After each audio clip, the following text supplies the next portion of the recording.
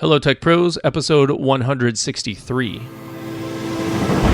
If you're getting something done, if you do one thing today, congratulations, you're productive. Welcome to the podcast where I chat with professionals who are getting the job done using technology 7 days a week. Each week we start with Motivation Monday. Tuesday is about productivity, Wednesday, leadership, Thursday, technology, Friday, people and communication, Saturday, entrepreneurship, and Sunday, being unplugged. All right, let's get started. Hello, Tech Pros. This is Chad Bostic, and I'm excited to introduce our featured guest today, Jay Miller. Happy Tuesday, Jay. Happy Tuesday. How's it going? It's going great, man. Are you prepared to be productive? Well, I'm going to try my best, but that's pretty much how I stay productive anyway. That's right. You just do what you can do. We just do what we can do. Jay Miller is a systems administrator, pastor, developer, and podcaster.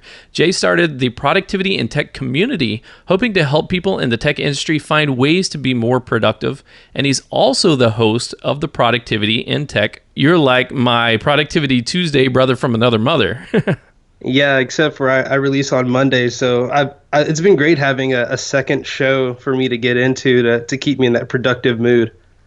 Yeah, me as well. I love connecting with people that have like minds, right? Great minds think alike, in my opinion. Birds of a feather stick together. All the other different little sayings that you want to stitch here in this episode, they're all true, and I love like just vibing with people who have the same energy and who have the same goals and thoughts as me, because that really gets to reinforce the beliefs that I have, but also we get to learn from each other and like kick our productivity up to the next level.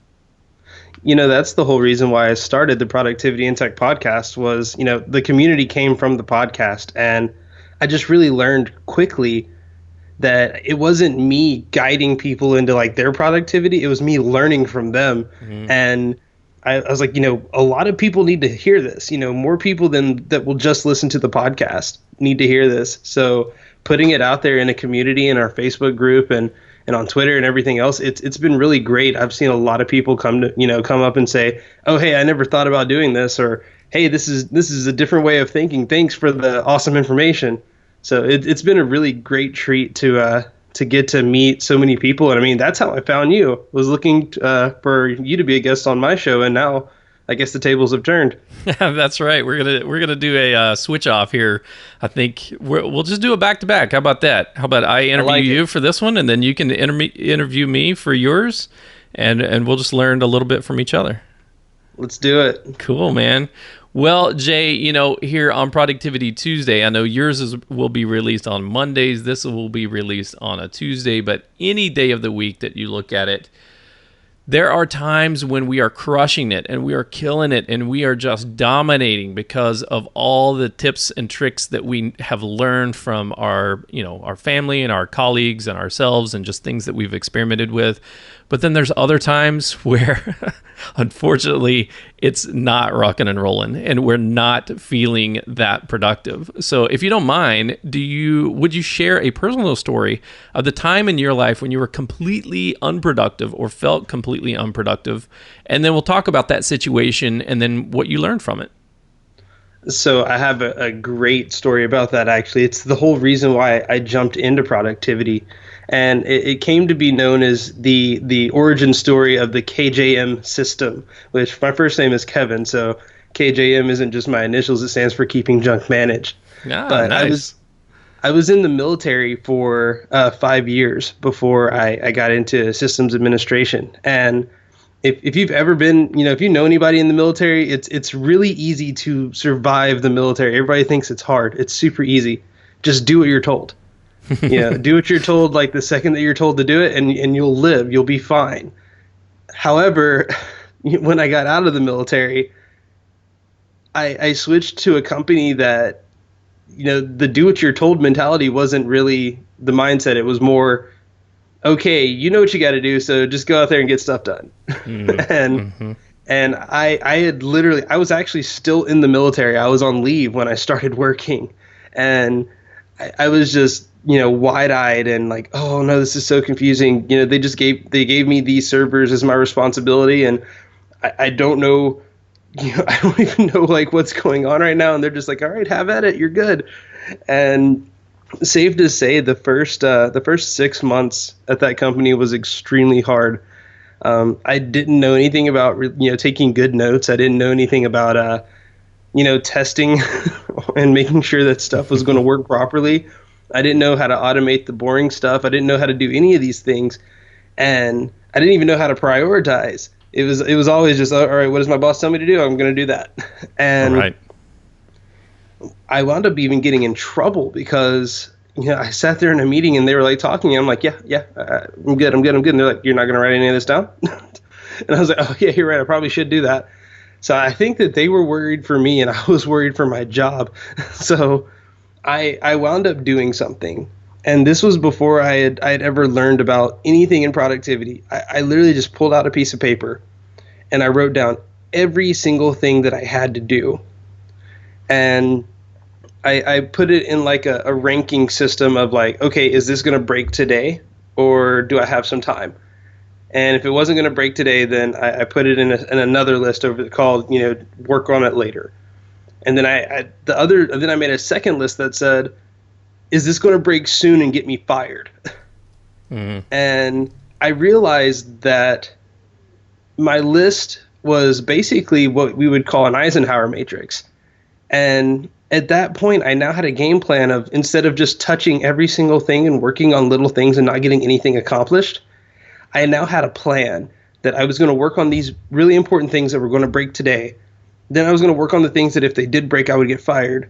And then all of the other things I would then pull up and just keep doing this list over and over again until everything got taken care of.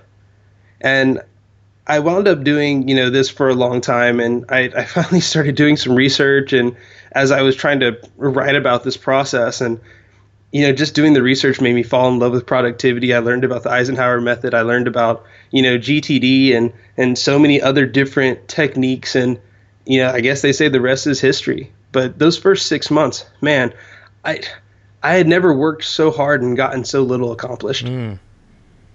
Man, that's a tough situation to be in. So first of all, thank you so much for your service to our country. I really appreciate all the sacrifices that you made, even though you survived, even though you figured out the process, and the process is just like follow the rules and do the rules. But, taking it back to the difference, I think, between not just in government, not just in military, but I've seen the exact same thing in large industry, right? So working for a Fortune 100, very large company, international company, thousands, tens of thousands of employees and contractors, right? There are a lot of process already in place. There's a lot of standard operating procedures already in place. And regardless of if you're a software developer or you're a system administrator or you're a manager over different technical professionals, there are just expectations coming out of the gate which is, here's what you do, right? Here's what you do throughout the year. Here's the process. Here's what we do every quarter. Here's what we do every month. Here's what we do every week. And it's, that grind of just doing the stuff all the time, but what the expectations are. And it's very clear because people tell you right up front, this is what I want you to do, right? Everybody has a boss, and that boss says, this is what I want you to do. I want you to focus on this report and get these numbers from X to Y.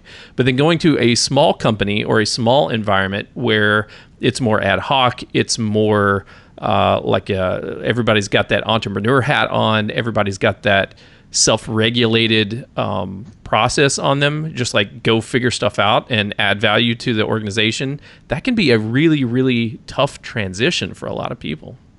Yeah, it definitely is. And I mean, even switching over from such a regimented lifestyle, I mean, I got 4.5 hours of sleep last night because I'm used to getting 4.5 hours of sleep.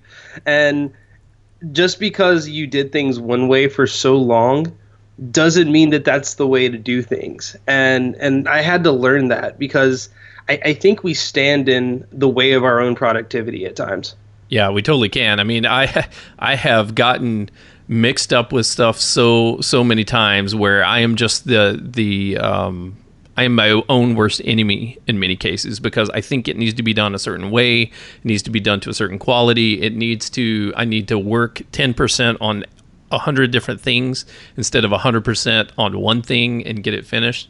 And so I've been there, dude, where I've completely jacked all over everything and not got junk done instead of the KJM method. I was like destroyed junk method or something like that. But I love this process that you came up with, because it's really about figuring out the priorities, not just the what am I supposed to do, but why am I supposed to do it, right? Why am I supposed to do this one? Because it's going to break today. And that means it's an important, like it's a fire that's got to be put out, or it's a potential problem that needs to be mitigated today. And that's the highest priority, because otherwise bad things are going to happen. And then what's the next priority? Well, the things that are going to break soon, like tomorrow or next week or by the end of the month. So you basically came up with a system on your own, and then you later discovered some more information about it that, you need to prioritize your work and work on it in the order of, this is the highest priority, most important, most critical, time-sensitive things, and then everything else comes later. Definitely, and I think that the hardest opponent to that is honestly other people, because now that you have your game plan in place, the world is just out there to destroy it. Like everything that they want to do is the priority to them. So you're constantly battling and butting heads, saying, "Well, no, these are my priorities. I have to work on these." And for them, they're like, "These are my priorities. I need you to work on them." And it's just like a constant battle. And I think that's why being aware of productivity, being able to properly prioritize is so important, because someone can come in and shout, fire, fire, fire. And, to them, their fire is like a struck match. But for you, the building is on fire. Oh, wow. So you really have to be careful with that. And one of my guests on the show, one of my early guests on the show, said he used to write down everything that he had to do on a whiteboard. So when people walked in and they told him something, he just made them add it to the board so that they would realize exactly how much he had to get done. That's very interesting. I've never seen that concept in action. So I love the fact that you're asking the person who's asking you to do some work to add it to the list so that they can literally see how long the list is. That's like if you go to a restaurant and you're like, party of 4 for Bostic, and they're like, okay, great. And they add you and you walk away and you forgot to ask how long it's going to take, and you're waiting and you're waiting and you're waiting, as opposed to, you go and you fill out yourself at the bottom of the list. And you're like, oh my gosh, there's like 52 people in front of me. We're never going to get seated. Let's go to a different restaurant. Yeah. Cool. So I love this concept of the struggles with working in a team and being productive and the conflicting prioritization. So what tools or techniques have you found in your job roles where we can mitigate those, right? Other than just, okay, add John's request to the bottom of the list and have Carrie add hers to the bottom of the list and so on as people are coming in. But how do you manage, okay, there are different levels of fires, right? Some people's are a struck match, other people's are buildings on fire, other people's are, wildfires in California, God bless them, the stuff that you guys are facing out there right now. And there are different types of emergencies, there are different types of struggles. And when you're a service provider who's trying to do all things for all people, how do you balance that? So for the business, the answer is always the customer is the number one priority. So if it's for a customer, someone that's literally putting the money in my pockets, then they are the absolute priority. After that, and I hope my boss never hears this because I might get fired the next day. But my lifestyle has always been, like, in the military, there's a saying, it's God, country, core. So it's do the things that would serve, your God, your faith system, your beliefs. Do the things that would serve your country, the whole reason why we joined the military. And then do the things that would serve the Marine Corps. And in there, it was never about you. And for me, that worked for so long until I started to neglect myself. I started to neglect my health. I started to neglect all of these things. And I sat down with someone earlier this week and we were talking about how to help them with their social media profile for a business and help them brand themselves properly. And I summed it up in one question. What do you want to do? And for me, I wanted to help people. I want to see people succeed. I want to see people do great things. So that anything that falls in that line of being able to guide someone into success is always a number one priority. And whether that's the church, or whether that's working with productivity and tech, to me they're in the same realm. They're just different things. The church is me helping people with spiritual battles and spiritual conflicts that they might have, and productivity and tech is helping people with productivity and daily life challenges that they might be facing. And after that, it's my work, because at this point I've got my system in place. A good system is something that you don't have to worry about. It's been tested. You're a software developer, so you kind of get this idea. A good program is one that's been tested. You have tests in place. You've vetted it. You don't just throw it out there, immediately. You make sure that it's going to stand up to the wiles that are out in the world, trying to break your code. It's the same thing with your productivity, the same thing with your priorities. You have a system, trust your system, let your system work for you. But don't let your system, don't let checking off a box, affect what you're all about. Man, I love that. Does that answer your question? Yeah, totally. It sounds like, from an individual perspective, what we're doing here is creating our mission statement, right? So like the company may have a mission statement, which is, to serve people through our software as a service or whatever it is, right? We want to enable people to get cheap transportation to wherever they're going, reliably and safely, right? That kind of mission statement. But as an individual, right, Jay's mission statement is really about helping people solve problems in their life, where it be spiritual problems or productivity problems.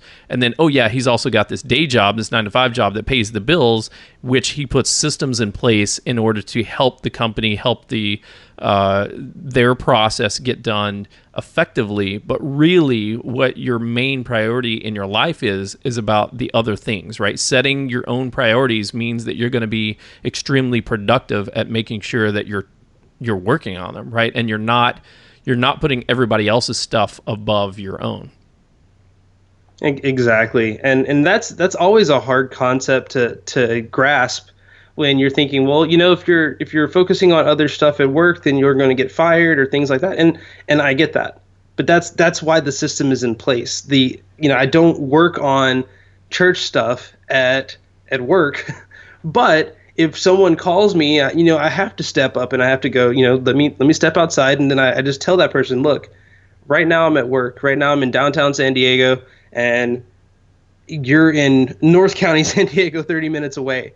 There's no way that I could get to you right now, but let me take 5 minutes and do something. Get in touch with someone, send out a quick message to somebody, and have them help you. And that's where I'm a big fan of the Eisenhower method, because of that delegation system of saying, hey, just because it came to you doesn't mean that you got to be the one to do it. I like the next book that I plan on reading is the Delegate Yourself Out of a Job. Mm-hmm. I think that's the way that you have to be. I mean, that's the way that you can be, as another book title, So Good That They Can't Ignore You, is by making other people look just as good as you are. And by doing that, you strengthen the whole team, not just you.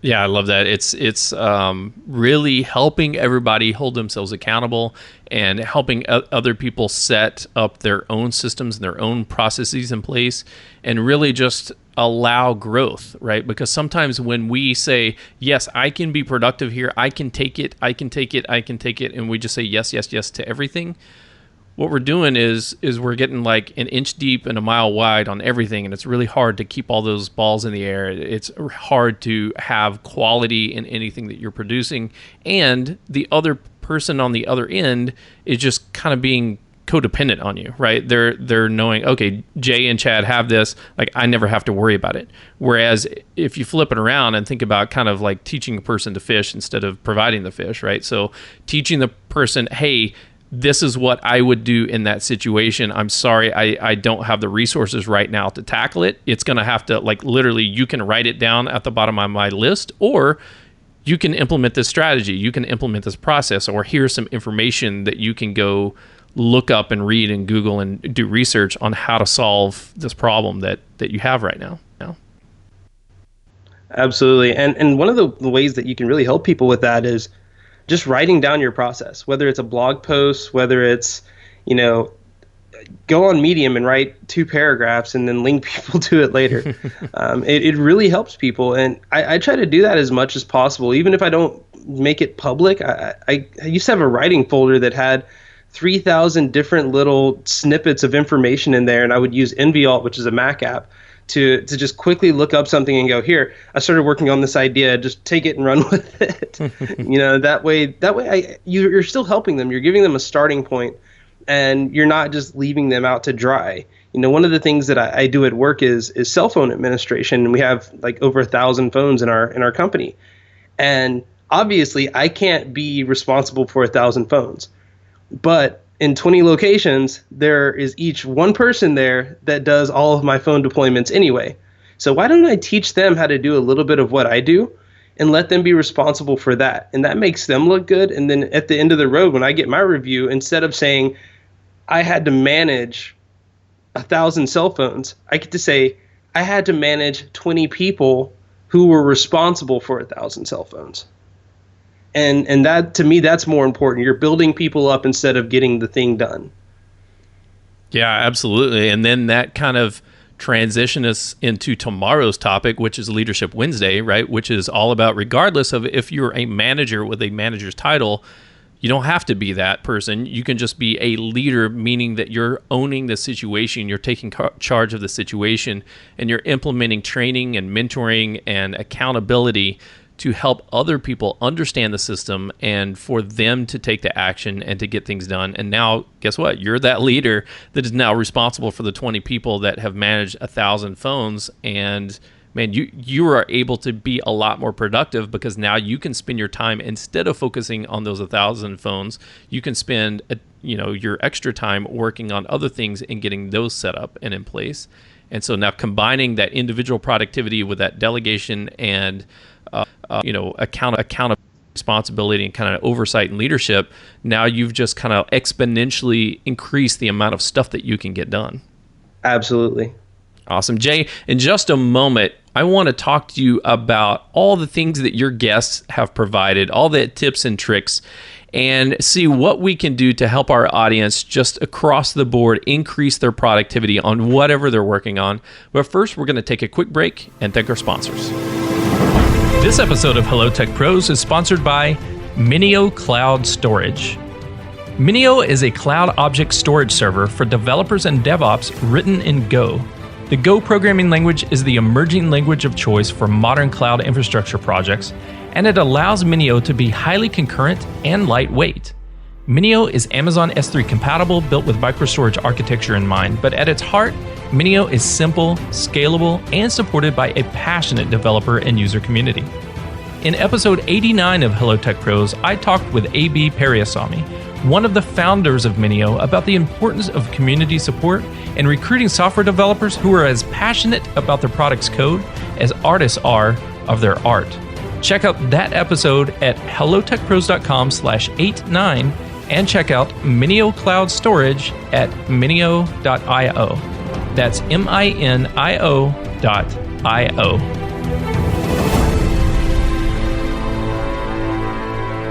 Okay, we're back with Jay Miller. Jay is a system administrator, a pastor, developer, and podcaster. He's got a lot of stuff going on in a lot of different areas.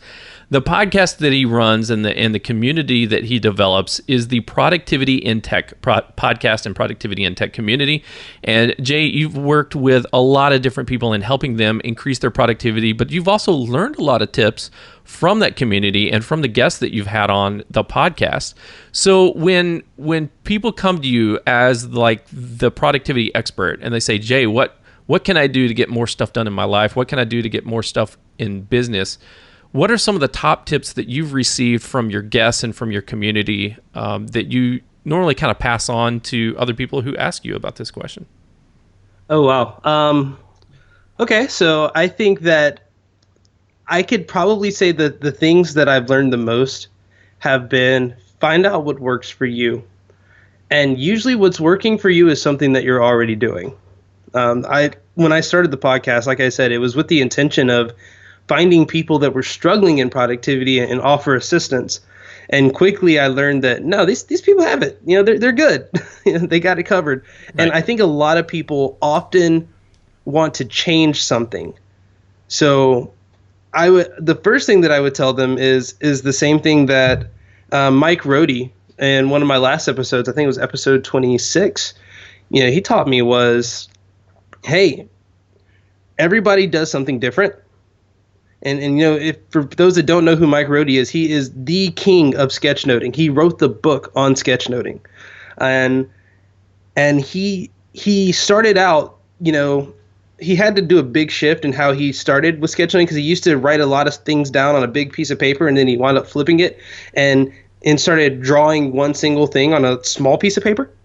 Mm-hmm. But other than that, when it came to sketching, he didn't try to do these elaborate, pictures or any of these crazy things. He used stick figures. Why? Because stick figures worked for him.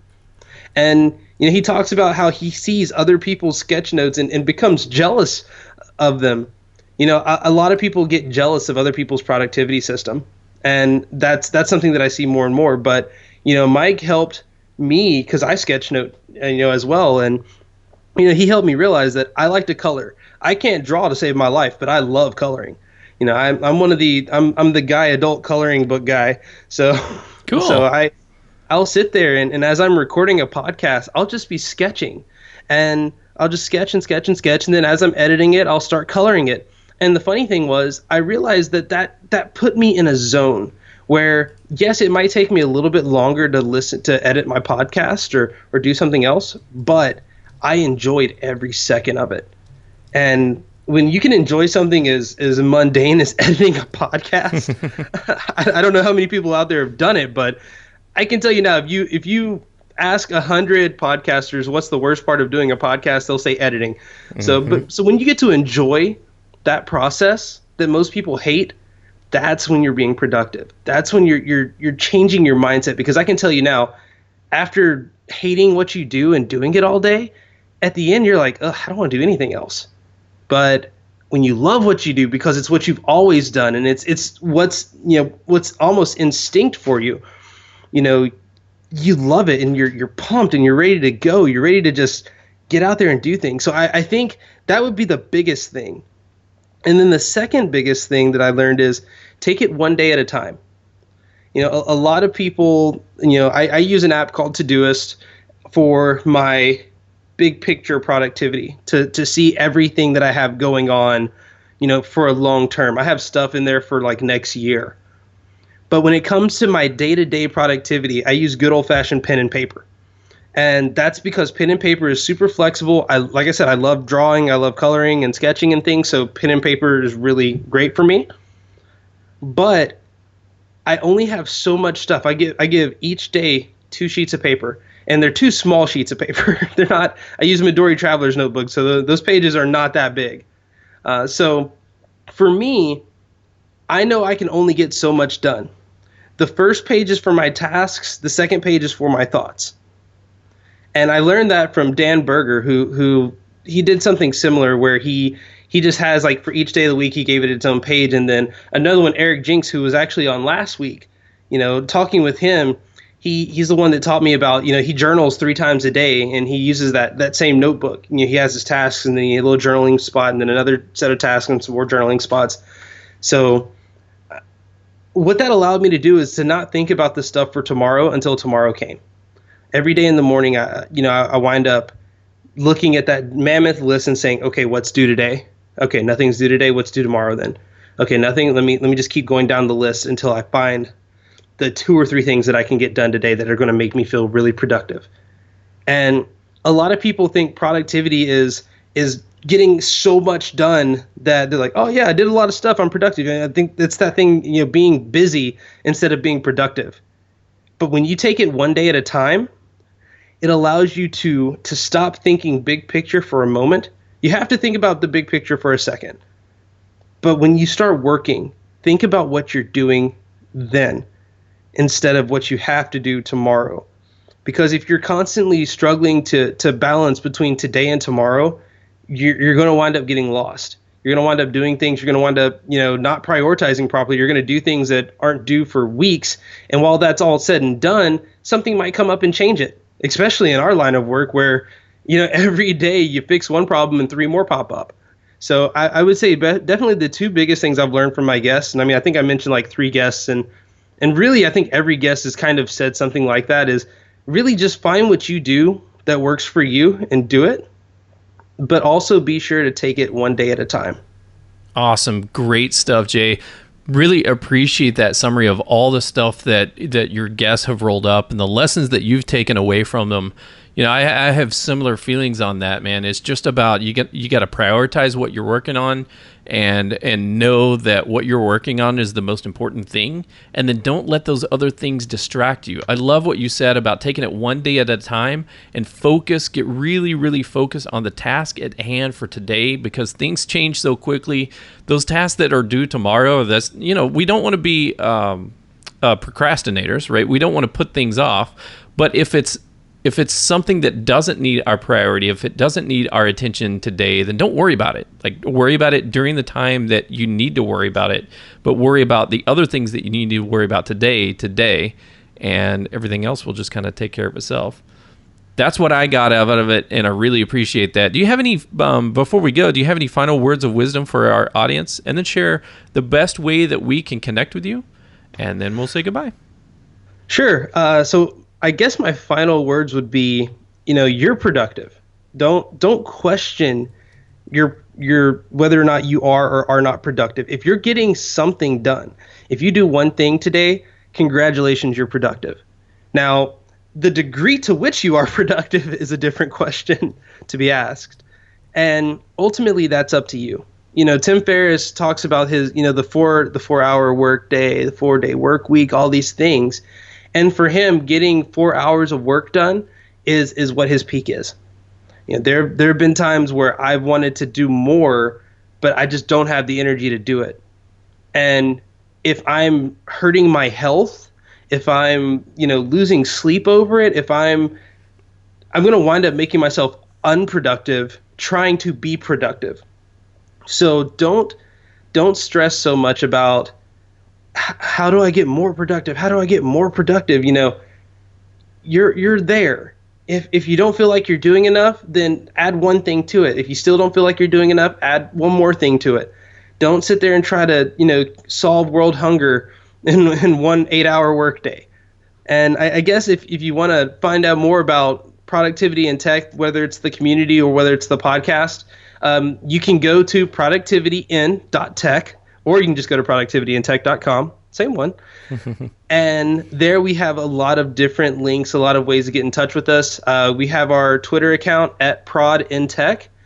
We have our Facebook group, which if you just search for Productivity in Tech, I'm sure you'll find it. And subscribe to the podcast. One thing that the few people that have reached out and said, hey, I've really gotten a lot out of this, is it's because they all believe that everyone is doing something right, and sometimes they just have to hear it. So maybe someone's story on there will resonate with you. Because I can tell you now, when I felt like I wasn't being productive, I wasn't. But when I really felt like I was being productive, I really was. Jay, thank you so much for joining me on Hello Tech Pros today. I really value having another podcaster on the show that focuses on productivity. A lot of people, I've heard comments about this. Like, oh, you got competition. Why are you talking to those other people? It's competition. It's like, no, it's not. We're not competing, right? We're collaborating here. We're all working in the same space. We're all working together. And I just really appreciating you coming on the show and talking to my audience about your show and your episodes and your guests and your productivity tips, because I know that it's going to help my audience and it's going to help me as an individual. And so, dude, I just want to say appreciate it. Absolutely. And I'm glad that we're on the same team, because you're some pretty tough competition. I like what you're putting out there. We're not competition. We're collaborators. Getting it done together. Absolutely. All right, Tech Pros, if you're in the situation where you feel completely unproductive, think about what Jay said. You are already productive. If you're getting one thing done, you're already productive. You just what you're trying to do is optimize. What you're trying to do is optimize a thing. but are you trying to optimize everything at the same time? Or are you trying to optimize the one thing that's going to be critical in your life or critical in your business that's actually going to move the needle? And when I say move the needle, I mean whatever needle that you care about, right? You are the only person that's responsible for your own happiness and your own like KPIs, right? Of what life means to you. If it's money, if it's health, if it's relationships, if it's job titles, whatever your personal KPI is of the goals that you want to hit, focus your productivity on optimizing for that, not all the other stuff, because I think so many times we get wrapped around like trying to be productive in all the areas instead of just like doing the things, but really, really optimizing and focus on the things that we prioritize for us and our lifestyle. You've been listening to Jay Miller, and I'm Chad Bostic. And until next time, take care.